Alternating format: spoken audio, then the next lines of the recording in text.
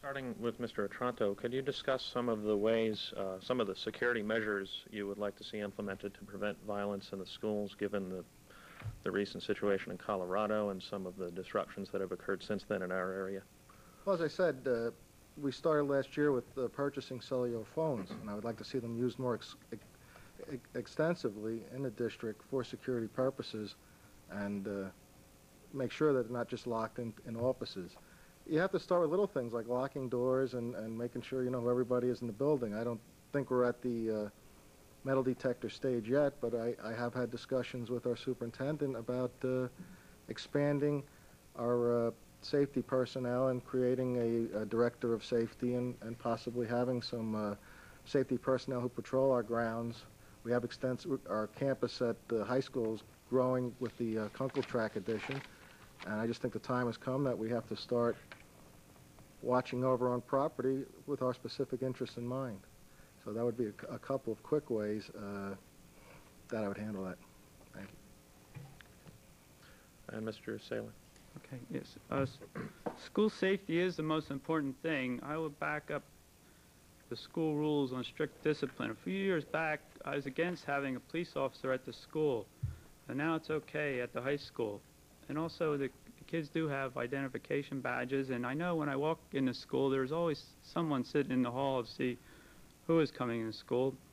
And little by little steps will have to be taken at the schools to make them safer. I'm open to hear any ideas the school administration has, including prayers in the school and hanging the 10 Commandments in the school. Oh no, the school can't do that. It's a federal law. Thank you. And Mr. Safety. The district has been proactive in this area, and they've just recently published the Easton Safe Schools Manual. And this has been done over the course of well over a year with different individuals in the district. And it's the foundation for the safety procedures that have to be used in the schools. And we do have to step up security, and I think with the presence of the Officer Rowden at the Shawnee Intermediate School has shown that issues and problems have reduced themselves with the officer there. And it's not just the presence of the police officer. He's become a friend to the students, and they can go to him, and that's what we need to present to the students, not having just an officer there as an authoritative being, but as a friend and another person that they can turn to and possibly be a mentor or a supporting adult with them. Thank you. Tom? This is a question for everybody, starting with Mr. Otranto. Why not bite the bullet and build a new school when a number of people in the public have protested the modular classrooms? And next year there's been some reports about the Easton Area Middle School having class sizes as much as 40 children. Well, that wouldn't have happened in time. That's what happened. As the projections grew for us, we just wouldn't have time. The modules have been discussed for some time. The modules aren't a building. In other words, they can technically be moved, or we can sell them at some stage or dispose of them when they're no longer usable. And we're trying to avoid putting up a building that will not be useful years down the line. Right now we have just passed an unmet needs bond that's going to try to update some of our schools, including Shawnee, do some work with Paxenosa and March, which is in need of many repairs. So we're trying to bring up our schools, because these projections go up and down, and we're already looking at 10 years down the line that they're going to start dropping, and that's a big danger with school districts, that you build too many buildings and then they're obsolete, you don't need them anymore. So we're trying to avoid that. Hopefully the modules will see us through that. Mr. Saylor? Sure. Okay. Yeah, I think that decision was already made on the modulars. I hear that they're nice, but about $72,000 each. They should be pretty nice, but I kind of agree with it, not building another school. That would be, I think, a lot more. And I think the overcrowding is pretty much taken care of with that at Shawnee and the middle school, and enough room at the elementary schools and now at the high school. Thank you. Mr. Siegfried?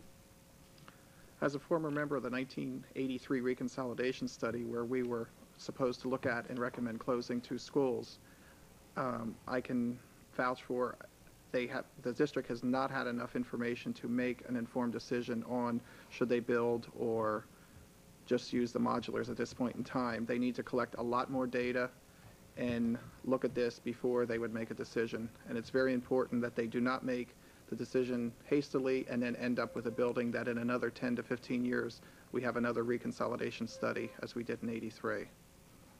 Thank you. One more question. Okay. Some districts in the area have discussed the idea of offering character education courses to train students to become better citizens.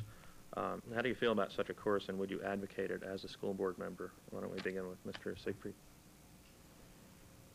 Yes, most definitely. Back in '74 when I graduated, there was a similar course offered, and we dealt with feelings of love, hate, dishonesty, honesty, indifference, and we learned about the different things, and in the classroom we were able to discuss amongst ourselves our different feelings for each other and towards each other of different ethnic origins and other diverse members that were in the classroom. And as being a part of that is very, very evident that has helped anyone that was in those classrooms, and it has definitely helped me to accept others as a different individual and not as myself. And I think we need to really advocate that in the schools today, and we'll have more respect for each other, for the teachers, and it will help the child as they go through life. Thank you. Mr. Saylor? Yes, I also agree with that. Everybody has to treat everyone as they like to be treated, and with respect, and we're all God's children, and that's it. Thank you. Mr. Otranto? Okay. Yes, I would be in favor of that, and you would consider that a life skill type of course that would prepare the student for the future, and I think it's very useful and it's very necessary in building character and teaching them respect for themselves and for others. So I'd be definitely in favor of those type of courses. And welcome to our program. Let me introduce you to our participants. First, the candidates for Region 3 Easton Area School Director, Alan W. Childs, for their cooperation in co-producing our series for this year. The news media on our program today, from the Morning Call, Tom Davis, and from the Express Times, Dan Sheehan. Sheehan for the first question. Dan? Thanks. I'd like to ask, starting with Mr. Childs and then Mr. Doyle, their views on requiring students to wear uniforms to public schools. It's a debate that's been revived since the incident in Colorado. Yeah, that's an interesting. I think recently Florida just recently passed it, or at least is pursuing that kind of an option to wear uniforms. They just passed it. It may have happened this morning. I'm not sure. I understand the philosophy behind requiring a uniform. If you've had to pay for sneakers or fancy clothes or a number of other things for your children, you know it would be very nice to have that opportunity to hold those costs down, to hold the fads under control through a uniform. It also does a great job in terms of equalizing and creating an equity among students in a school. On the other hand, I do worry a bit about it becoming something that does, in fact, limit individual freedom or individuality on the part of the student.